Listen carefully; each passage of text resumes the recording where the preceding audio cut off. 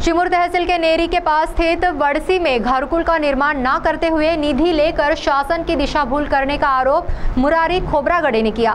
तो आइए सुनते हैं अपने आरोप में उन्होंने क्या कहा। सीटीवी प्रतिनिधि बालू सातपुते की इस खबर में।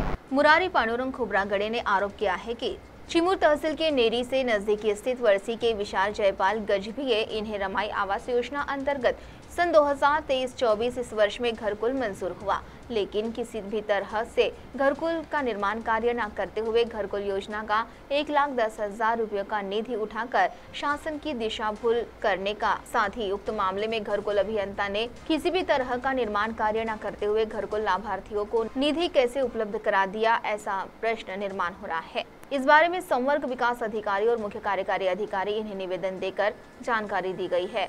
इस मामले में संबंधित विभाग ने जांच कर दोषी पर कार्रवाई करे, ऐसी मांग मुरारी पांडुरंग खोबरागड़े ने की है। तो आइए सुनते हैं इस मौके पर मुरारी पांडुरंग खोबरागड़े ने आरोप करते हुए और क्या कहा। मी मुरारी पांडुरंग खोबरागड़े, राहणार वडसी, तालुका चिमूर, जिल्हा चंद्रपूर।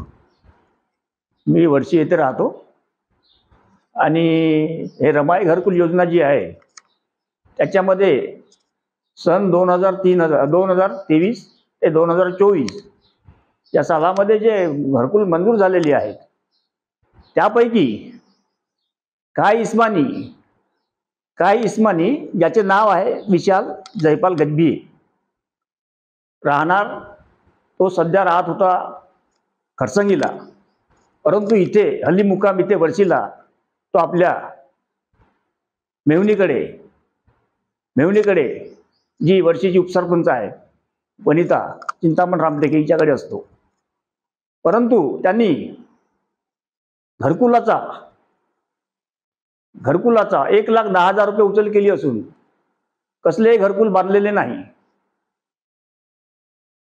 तसेच त्याचे वडिलांनी सुद्धा सन 2018 ते 19 या वर्षामध्ये निधीचा पूर्ण उचल करून सुद्धा बांधकाम पूर्ण केलेले नाही, अपूर्ण आहे। त्यासाठी मी संवर्ग विकास अधिकारी पंचायत समिती चिमूर यांच्याकडे तसेच सीओ चंद्रपूर यांच्याकडे सुद्धा तक्रार केलेली आहे, परंतु त्यांनी कसलीही चौकशी केलेली नाही। त्यामुळे मी ही बाब पेपरमध्ये 2-3 वेळा लावलेली आहे। त्यामुळे या सगळ्या बाबीमुळे बीडीओ साहेबांच्या आदेशानुसार म्हणा किंवा पंचायत समितीच्या कोणाच्या आदेशानुसार समजा या लोकांनी 6 तारखेला घाबरून, हे 6 जूनला घाबरून काम सुरू केलेले आहे। आता सुरू आहे, परंतु याच्यामध्ये कोणतीही चौकशी झालेली नाही आणि हे एक प्रकारचा फौजदारी गुन्हा आहे असं माझं मत आहे आणि हे बरोबर सुद्धा आहे। तरी पण याची सखोल चौकशी करून दोषीवर कारवाई करण्यात यावी ही माझी नम्र विनंती आहे। सीटीवी के लिए प्रतिनिधि बालू सातपुते की रिपोर्ट।